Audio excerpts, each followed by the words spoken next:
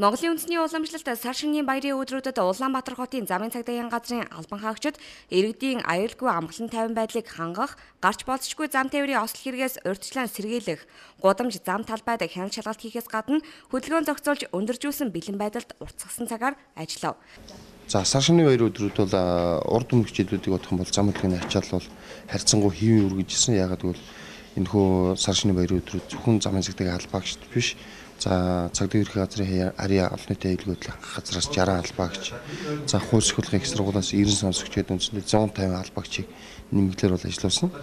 За үүний үндсэн дээр одоо гацад төвжирж иргэдийг энэ баярын өдөр нь уурлуулж бохомдуулдаг гэсэн энэ зам хөдөлгөөний төвжирэл бол энэ жил бол харьцангуй бага байсан. За тодорхой хэмжээний замууд ганц нэг замууд бол байсан. Энэ бол жишээ нь сонгойрхон дүүргийн нөхцөлсөн сонсголонгийн уулзаар энэ зам маань өөрөө одоо зорчих хэсэг замцрын ажлыг хийгдэд явж байгаа. Одоо дуусаг байгаа учраас шороо сэр явжсэн машинууд урсгал сөрөх үүнээсээ болоод бусдыг уурлуулж бохомдуулах ганц нэг зүйлүүд байснаас биш.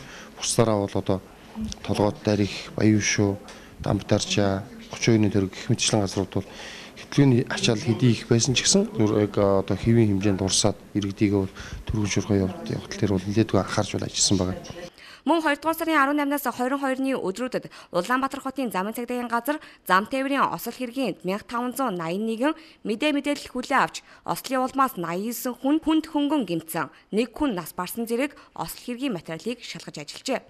За мэдээж сайн ажгаар сар гэчээр яг энэхүү баярын өдрүүд бол зам тээврийн осол хэрэг бол нэлээдгүй гарсан. За үндсэндээ баярын 4-5 хоногийн хугацаанд бол за Улаанбаатар хотын зам цагдаагийн газрын мэдээж шуурхай удирдлагын төв дээр 1581 зам тээврийн ослыг дуудлага бол ирсэн. За үүнээс одоо зам тээврийн ослыг бол бас 85 хүнд ба хөнгөн хэлбэрээр битгийгдсэн гэсэн юм тоо мэдээ бол гарсан байна. Өнгөрсөн жилийн баярын өдрүүдэд бол зам тээврийн ослыг бол бас хүн насрууг байсан. Харин энэ жилийн тухайд бол нэг хүн харамсалтай насурсан ностоос гарсан байгаа. Энэ маань хаан бол дүүргийн нутаг дэвсгэр.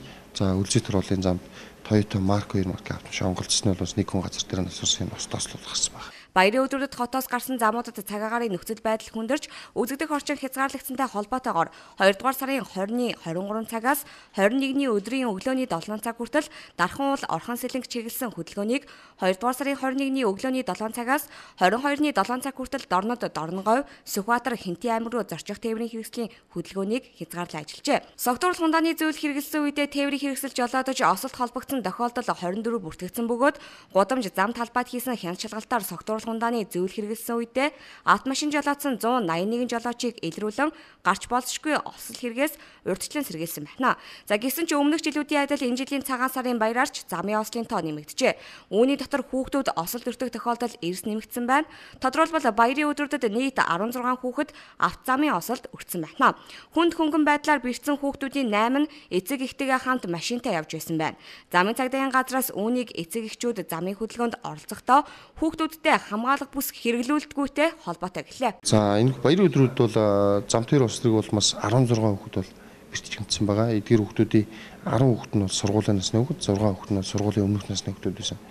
Энэ хүүхдүүдийг осолд холбогдсон хэлбэрээр нь харах юм бол үндсэндээ дийлэнх хүүхэд маань тээврийн ослоор эцэг тийм ээ буруу тээвэрснээс л тухайн хүүхэд зам тээврийн ослыг дүрцсэн байгаа. За нөгөө тэгвэр багнасны хүүхдүүдийн тавих баярын үеэр тавих хяналт суларснаас болоод хүүхдүүд маань одоо ах хичээндээ ч гэдэг юм уу өвөө эмээгэндээ золох гэж явж байгаад зам тээврийн ослогт холбогдсон юм харамслал гарсан байна.